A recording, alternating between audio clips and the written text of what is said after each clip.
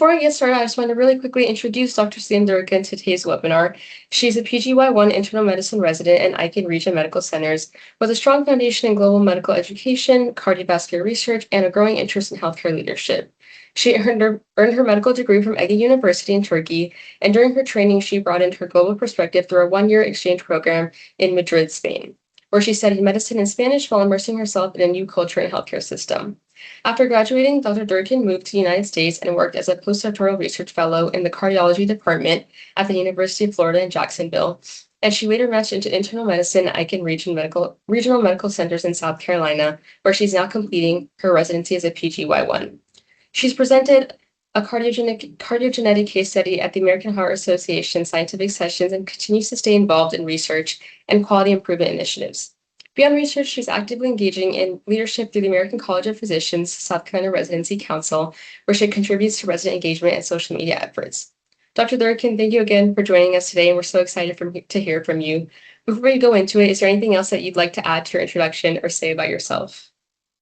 No, that was great. Actually, what you're doing with PhysiLink, actually, it's awesome. Like, there's mentorship, like, you involve a lot of residents, and thank you for doing this for medical students, for residents, and for attendings. Actually, it's a really good communicating platform that unites the students and residents and the attendings.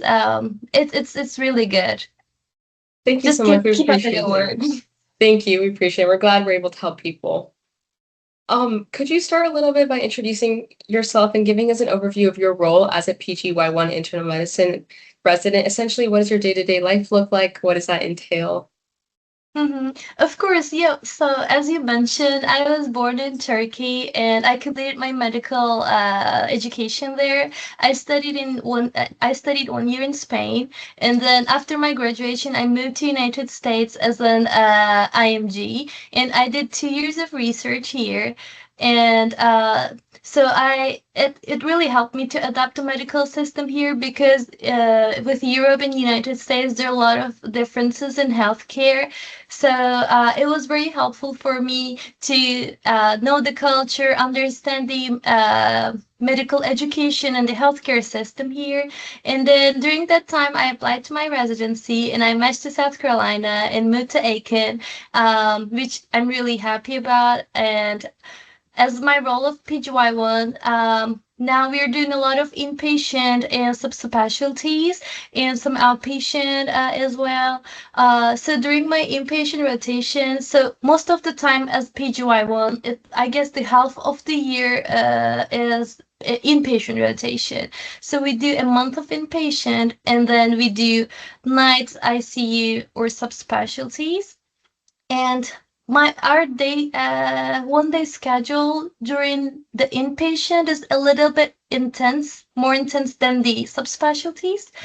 So we start around 5:30 or 6 a.m. in the morning. We do pre-round and pre-charting before we round with the attending, and we have 8 patients in our list for each intern, and then we have our senior residents supervising us. And then when we have any questions, we ask our senior resident, and generally around 9 a.m. we start rounding with the attending, and then we see all the patients at the bedside, and then we discuss their care, and generally we have the autonomy to make the plan. Even during PGY 1 year, they let us do everything, but they supervise us. So when if we decide something wrong, they can always say, hey, like, it would be better this way. So they'll protect the patient and teach us that way. But it also gives us the confidence because we manage the patient. We are the primary doctor for the patient. And generally around 5:30, we start to sign off to the night team, and around 6 p.m. we leave the hospital generally. During the day, we do procedures. We do paracentesis, thoracentesis, central lines, intubation. If anything happens to your patient, you're responsible. You can do this procedure, and the attendings always support us to do it and learn it. And other than that, we have didactics every noon. It starts from noon to 1:30. Attendings come present any topic, and then after from 1 to 1:30, we do case presentations. So whenever we have an interesting case, we create a presentation of that. And I guess every other week, we present a case. We are 10 PGY-1s in our program. So like every other week, you need to present a case. It helps with our presentation skills. And also, if there's anything interesting, we share with our co-residents and learn all together.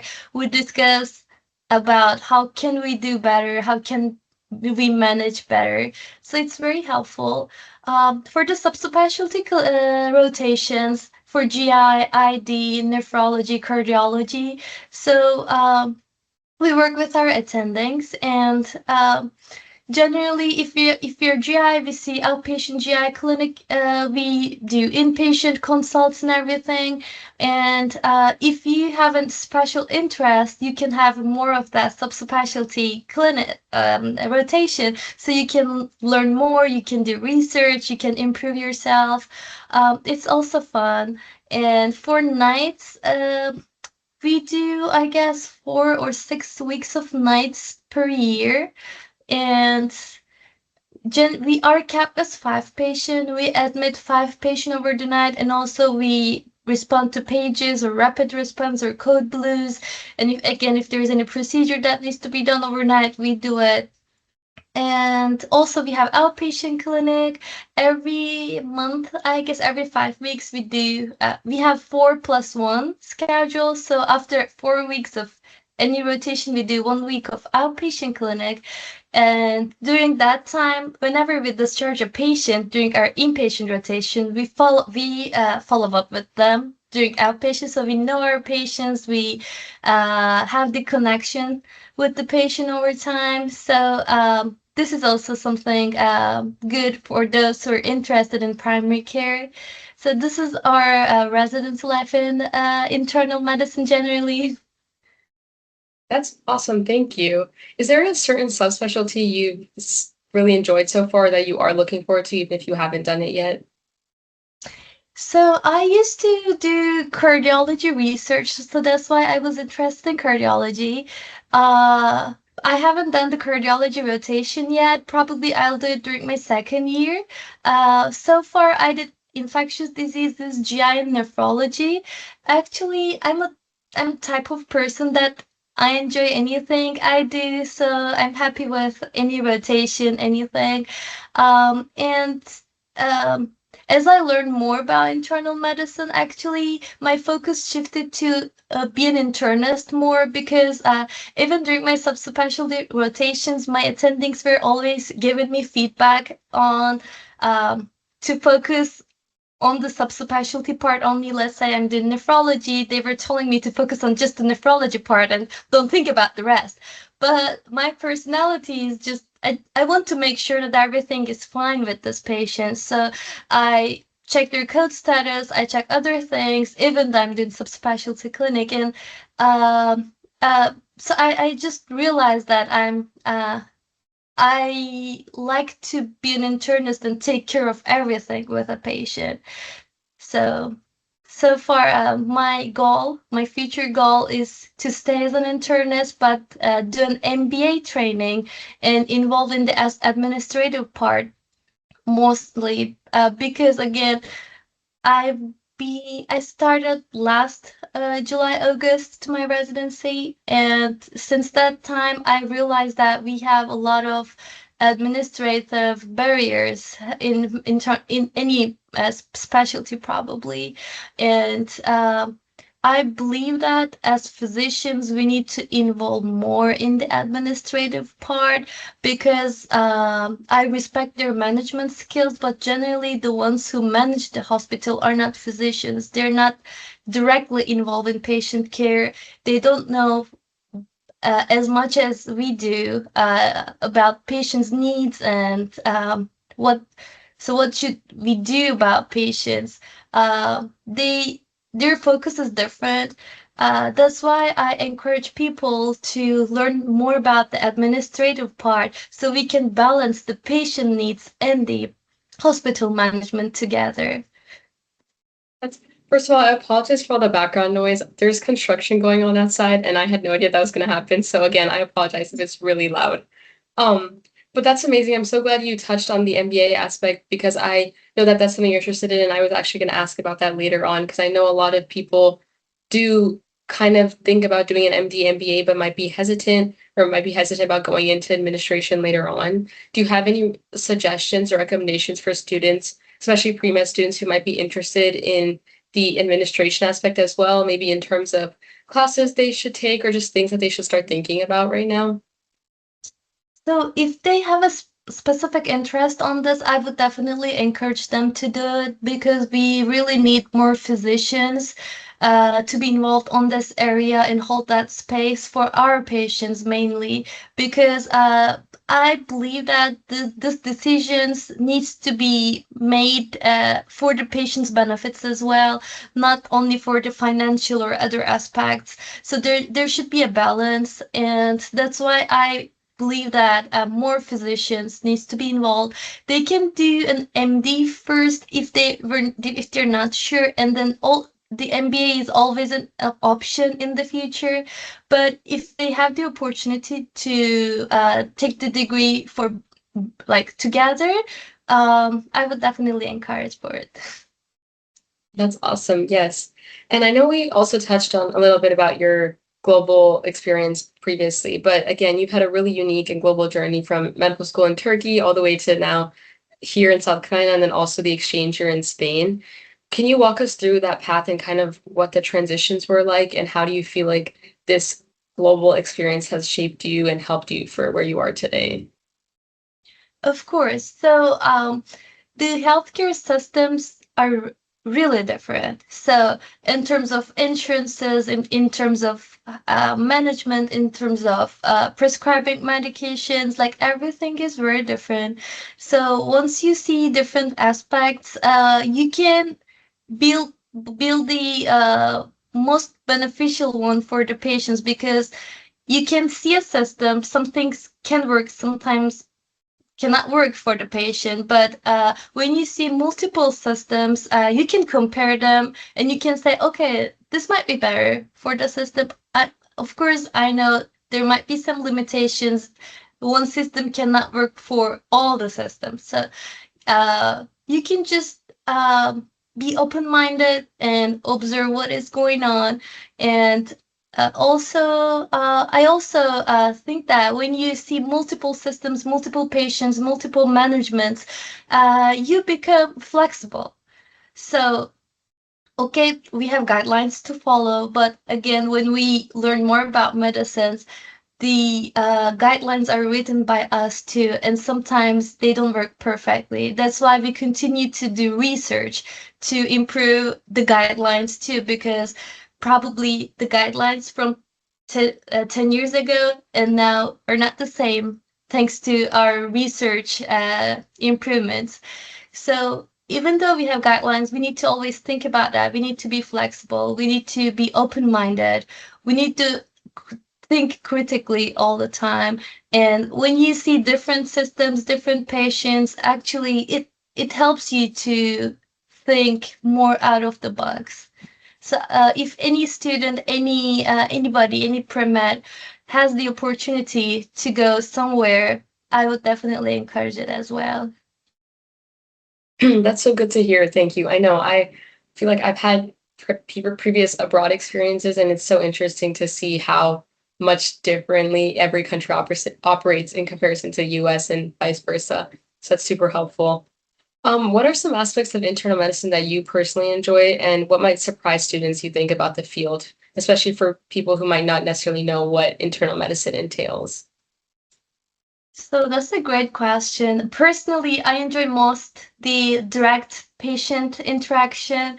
Somebody may not enjoy it, but to me, like since medical school, I always enjoy the direct patient care, talking with them, listening to them, addressing their needs, and then when they leave happily, like it makes me happy so much. So if anybody loves that direct patient care and direct patient interaction, I would definitely recommend internal medicine because we do it every day, all the time. And the thing that might surprise the residents, probably what we do is really beyond the textbooks, beyond the medical education. When you have a patient, let's say the patient came with heart failure, and then you prescribe some medications, GDMT, Farxiga, Entresto, and patient starts to take them in the hospital, but they are very expensive, and not every patient has a good insurance to cover those medications. We discharge them with those medications, and then patient is unable to afford those medications, and unfortunately, they come back to hospital with heart failure exacerbation because of these things. So after some time, you start to think, okay, does this patient afford this medication? Is it affordable for them? And then sometimes we prescribe like anticoagulative medications, and do you think patient can use this safely? So you start to think about that, and then some patient needs close follow-up after discharge. You put your follow-up order, follow up with PCP within 5 to 7 days, but do you really follow up? Are you sure? So putting the order is very easy. You know your medical knowledge, you know how to manage. You put your order and you think it's done. Actually, it's not done.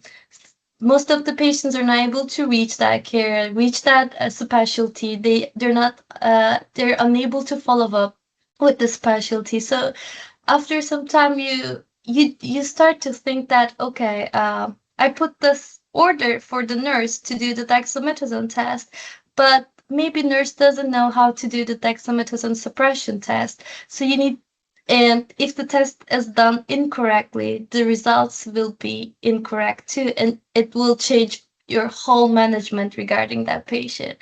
So putting the order, knowing the textbook, putting the order, it's the easy part actually. The hardest part is you really need to think about what happens after you put the order, and you really need to follow up because patient may not get that care.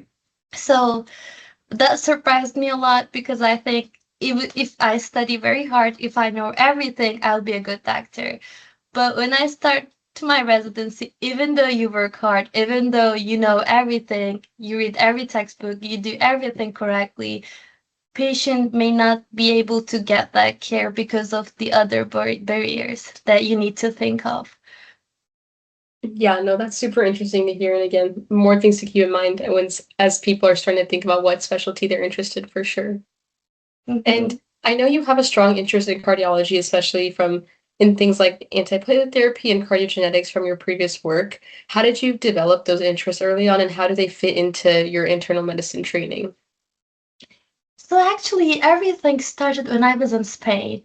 So I had different rotations in Spain, and one of them was cardiology. So I was in CCU with a grade attending, and then he was very interested in teaching. And in that hospital, I was in a hospital called La Paz, and when I was in that hospital, the code blues and the cardiology things, the cardiology team was going there to respond. And we were running in the hospital whenever there's a cut.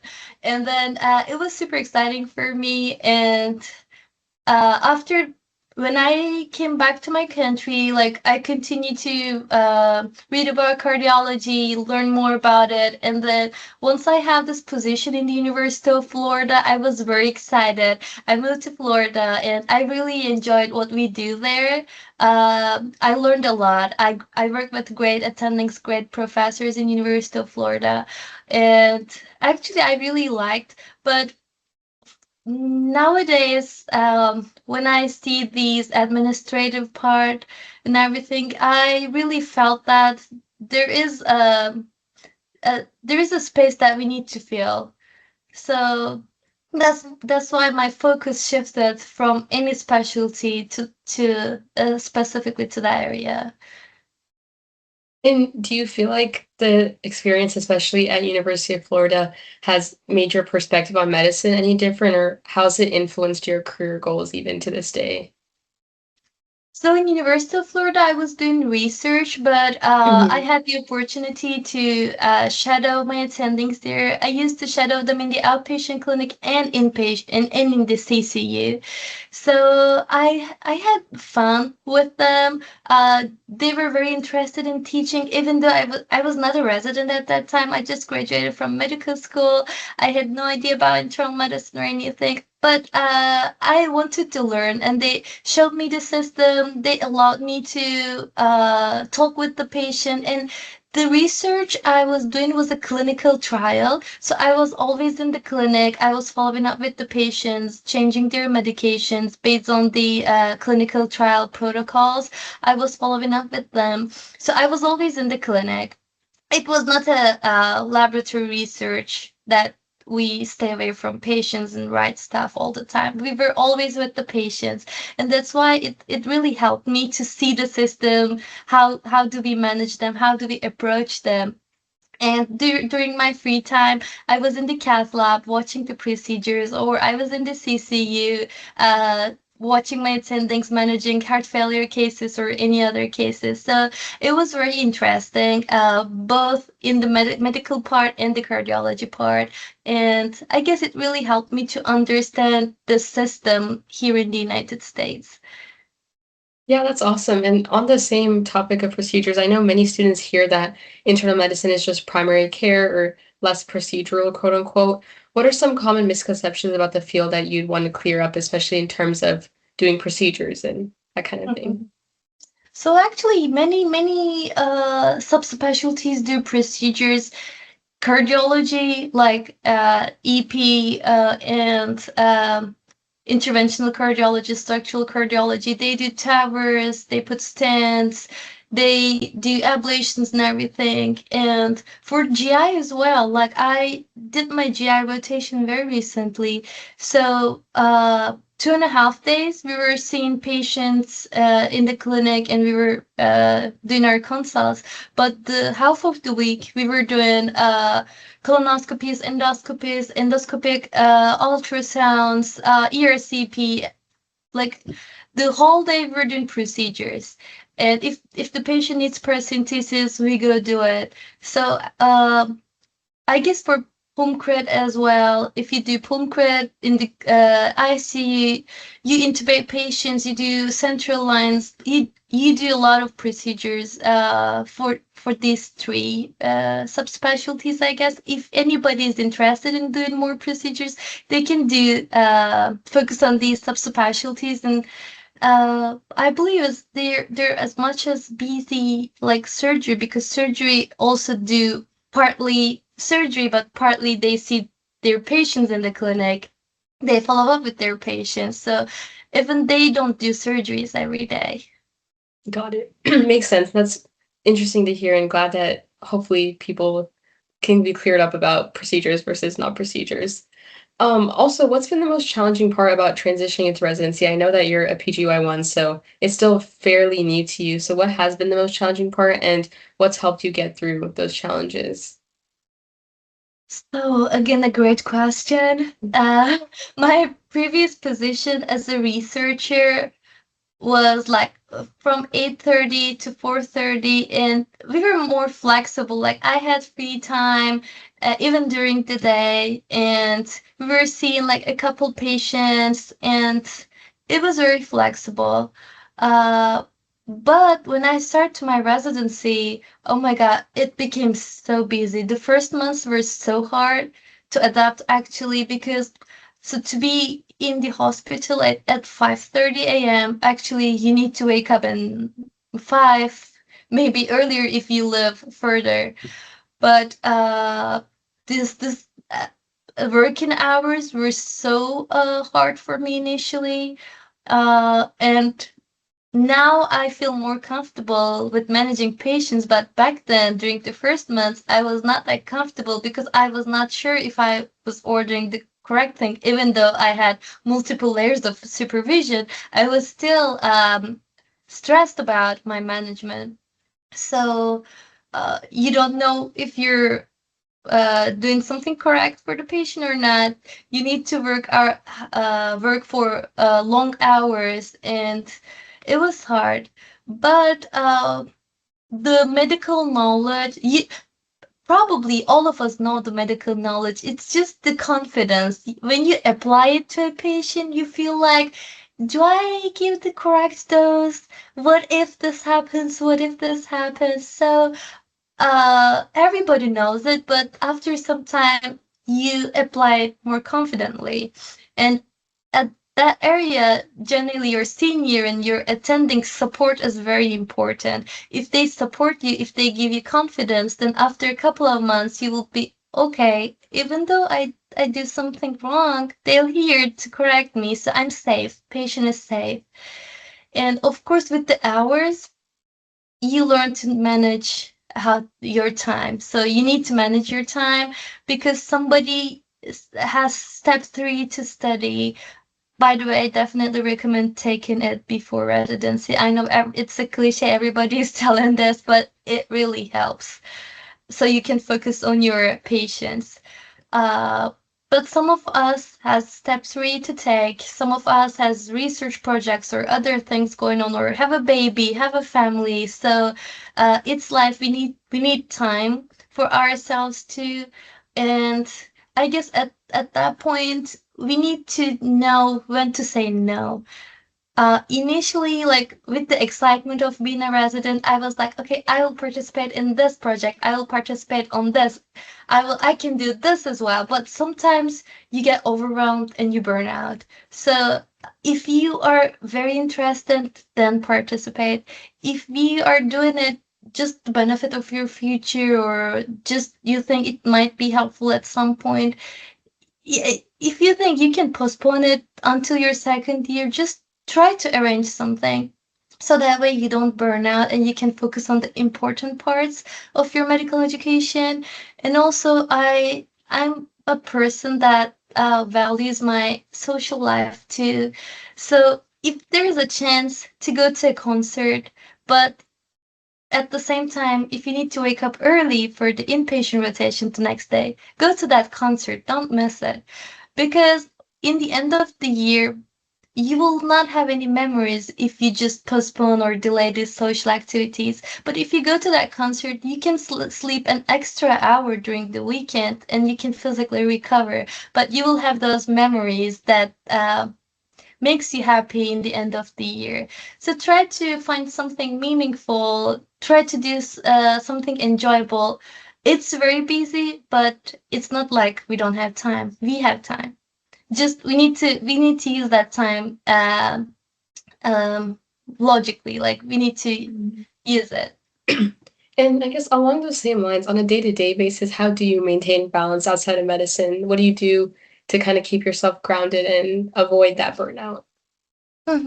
So generally, I spend time with my fiance. I really enjoy spending time with him, and we enjoy traveling. We're both travelers, so whenever we have time, it's far or close, doesn't matter. We try to explore the areas around the town, and we love eating. So whenever we have, like, we can cook at home, but we just like to discover these restaurants and try different cuisines. And uh, other than that, I try to read books.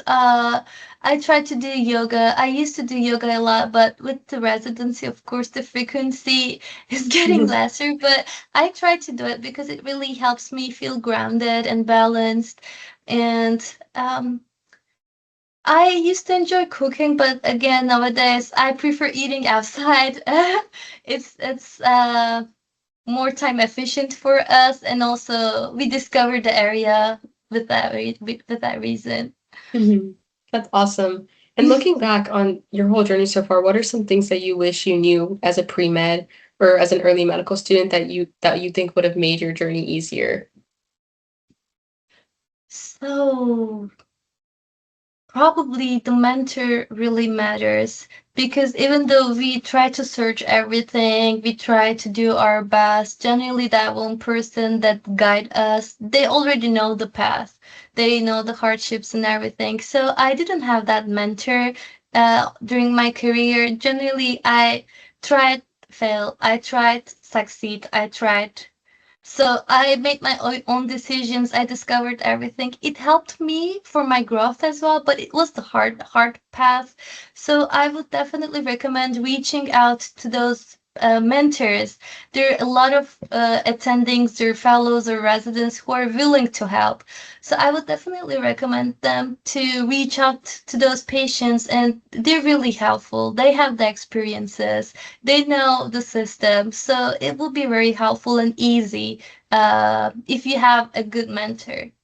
Mhm. And I guess PhysiLink will be very helpful for that. I know, I hope so. I hope we can help with that for people in their pre-med journey.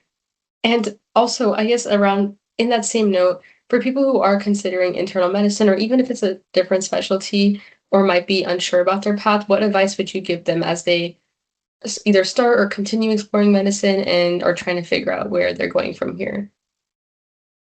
So, that is a very good question too.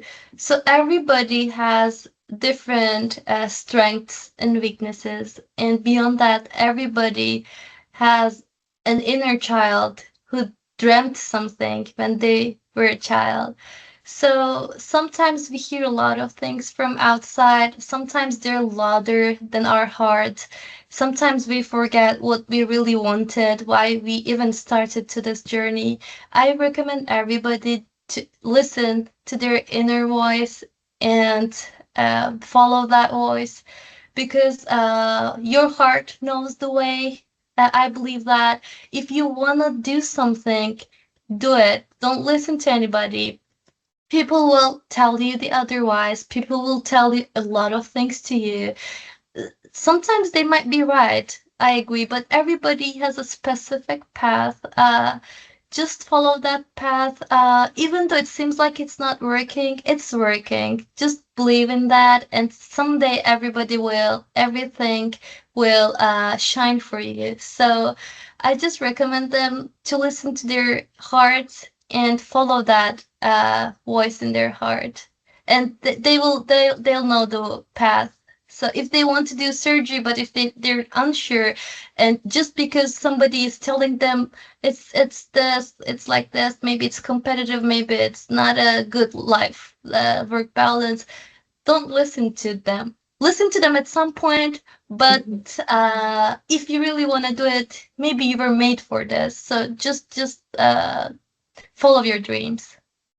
That's amazing. Thank you so much.